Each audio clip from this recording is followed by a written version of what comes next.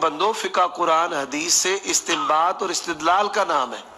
فقہ جو ہے الگ کوئی شریعت نہیں ہے، یہ بات ذہن میں رکھ لو۔ اور ائمہ فقہا جو ہیں انہوں نے شریعت سے مسائل کو اخذ کیا ہے، شریعت ساز نہیں ہے، شریعت بنانے والے نہیں ہیں۔ امام ابو حنیفہ رحمہ اللہ پر وحی آتی تھی کہ جس وحی کی بنیاد پر انہوں نے کسی چیز کو حلال کر دیا یا حرام کر دیا۔